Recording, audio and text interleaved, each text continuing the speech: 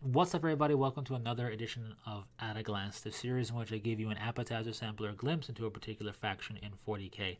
The goal behind it is to help you decide if you want to look further into the Force on your own, or maybe even start collecting the Force as well. So it's been a while, but here we are.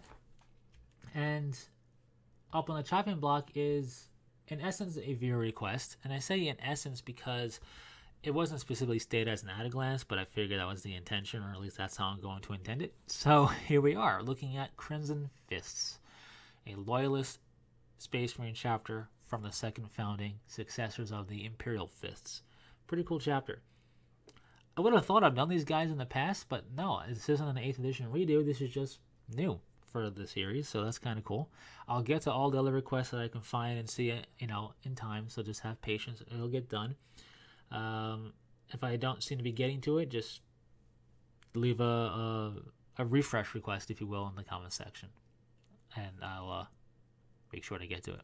Anyways, Crimson Fist. Let's check out their color scheme and their symbol first. Then we will go into the meat and potatoes at a glance style of the fluff and everything. So the Crimson Fist color scheme is, as you'd expect, blue. The Crimson Fist thing makes sense. Let me get to it. But their main armor color is a blue. It's a dark blue, and it's a different enough blue from the Ultramarines for sure. They're very obviously different from each other. If you took a Crimson Fist Marine and stood him next to an Ultramarine Marine, you would notice outside of the symbols and accessory colors and all that, you definitely notice an obvious difference in the blue alone. So it's a dark blue for the pretty much almost all the armor color. Helmet lenses in red, chest emblem in silver, weapons are done in black. Now, part of their namesake outside of their symbol is the fact that all Crimson Fist Astartes bear one of their gauntlets, typically the left gauntlet, red. It's painted in red. Veterans have both gauntlets typically painted in red. So there is kind of the namesake of the chapter. So with that said, one gauntlet for normal, two for veterans, painted in crimson or red. Their squad markings are red for the chapter, be it a command marking, a tactical marking, whatever. It's the standard style of marking, so the standard vertical tactical arrow, for example, only in red. So you can use a standard white symbol and paint it red. Now, the fancier you get, you can put it inside of a circle as outlined in red with a black background. You don't need to. It's not a necessity. It's just if you want to get super fancy. So that's their squad symbols. Their chapter symbol is a red version of the Imperial Fist symbol. Instead of the Imperial Fist symbol being a black fist with a black outline for a circle, this is a red outline and a red fist. Again, if you want to get super fancy, you can put a black background inside the circle for these guys, but not a necessity. So it is a exact same styling as the Imperial Fist symbol, only in red. And there is transfers for this on the standard Space Marine decal sheet from GW that used to be present in every standard Space Marine kit. It's not in the Primaris kits, and I don't know which standard Space Marine kit it's still present in. I would have to think the Space Marine Commander squad, or not squad, Space Marine Commander kit, and maybe the Command squad, but I don't know. It was a cool kit that I hope, or a cool bit of transfer, I should say, that I hope doesn't completely go by the wayside, but we'll have to wait and see. So, with that said, that is their color scheme and their symbol. It is very simple, very effective, leads to a force that can be painted up to a good standard quickly and get the arm on the table in rapid order. So, yeah, that's the Crimson Fist look. So let's jump into what they're all about. So the Crimson Fists are a second founding successor of the Imperial Fists. Their first chapter master was Alexis Pollux, who I bring up only because I do believe he has a character series model from Forge World, and he has an entry in the Horus Heresy Forge World series. So you get to actually see their first chapter master, which is pretty cool. So with that said, they were founded utilizing the youngest members, the most recently initiated Imperial Fist Legionnaires. So when the Legion was broken down into chapters, the youngest Astartes were formed into the Crimson Fist, led by grizzled grizzled veterans, of which Alexis Pollux is one of. So it's a command staff of the elite veterans leading a whole bunch of new recruits, basically. And that's the start of the Crimson Fists. It doesn't really speak to anything about them in terms of how they do things. It's just a cool, interesting bit of fluff. So they are very stubborn forces. They are held in high regard. And the big thing we know about them is they were nearly annihilated on Ren's world. But with that said, the Crimson Fists are stubborn warriors and steadfast in their beliefs and everything. They will fight as long as victory is possible. They will fight to achieve it. They will not want to yield. However, they were nearly annihilated, so they have a bit of a grim realism that tempers their stubborn soul. And it leads to a more practical outlook, which is survive and continue versus take a last stand, a glorious last stand. Now, it doesn't mean that Crimson Fists have been involved in last stands. Their squads have been involved in last stands, as any chapter has. But when it comes to preserving the chapter, typically, and it seems like, based on their past anyway, that the chapter will always choose to survive and rebuild and then come back and avenge versus just making a one last stand. So that's a little bit about the Crimson Fists there. They are Xenos fighters. Particularly, they are specialists against orcs. And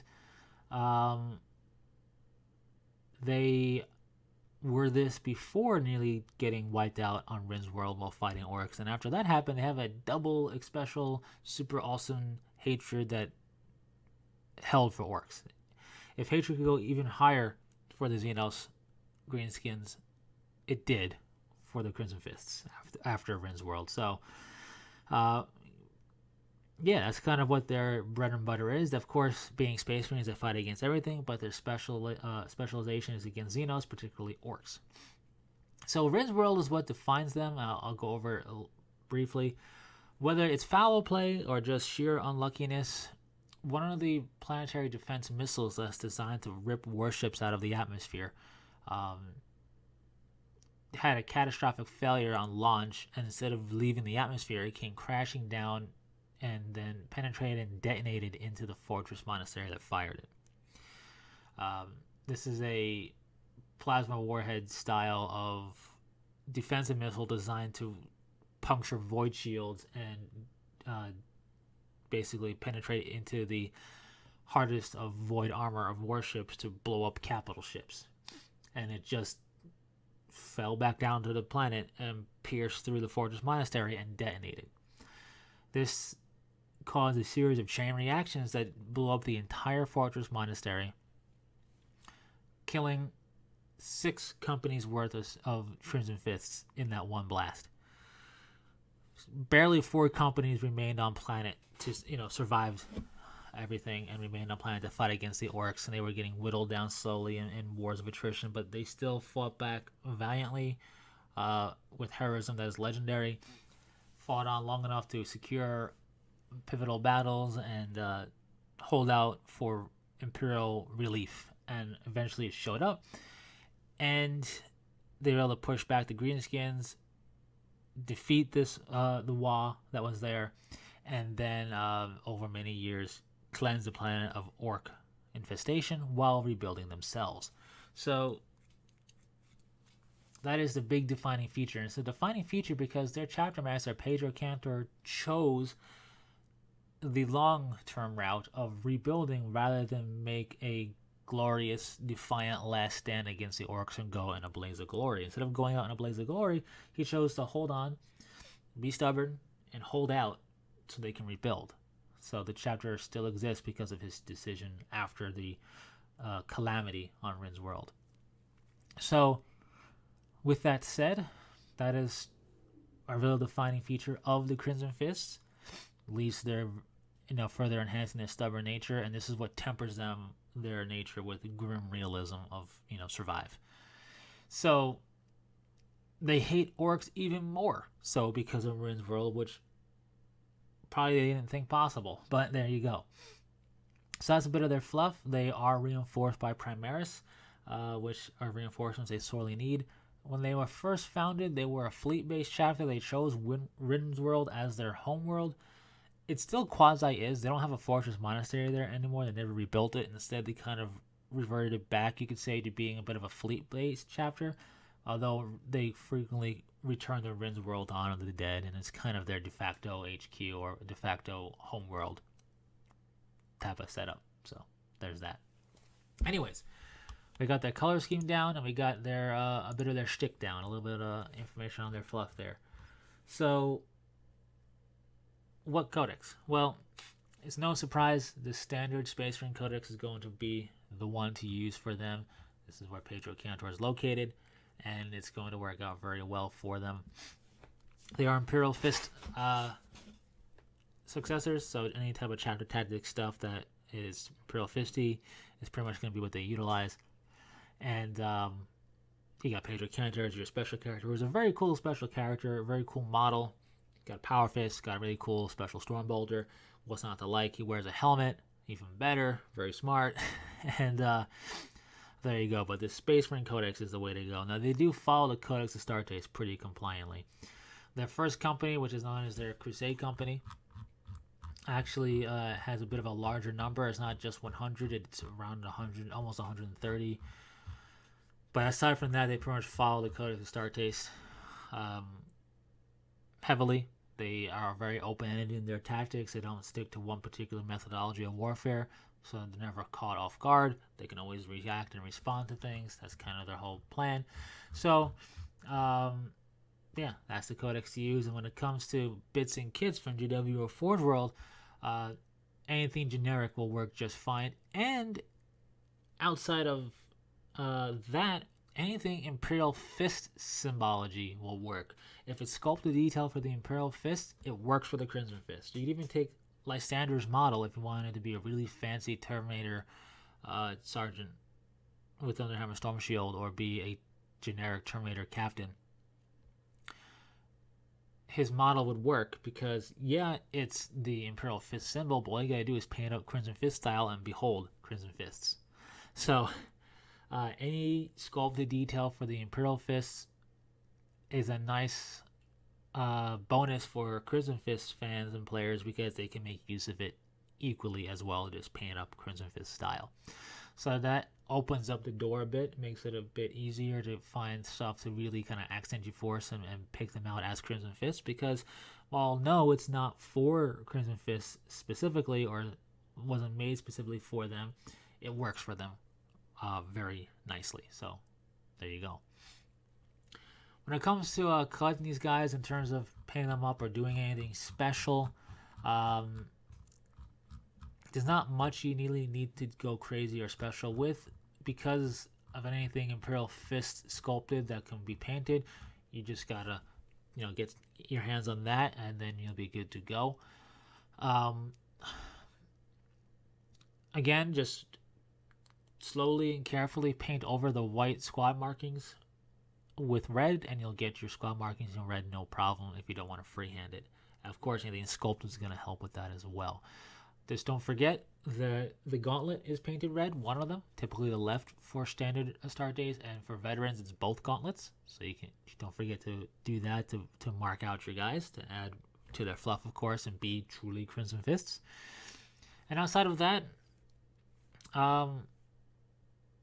there's Space Marines. So, if you're looking at anything that's generic enough, from Death Watch, even Grey Knight bits, Death Watch bits, even Dark Angel bits, Blood Angel bits, even Space Wolf bits, even, as long as it doesn't have their symbology on that's so heavily chapter specific that it would look weird, as long as it doesn't have that, it's a bit that you can make use of as a Space Marine player, which is very nice.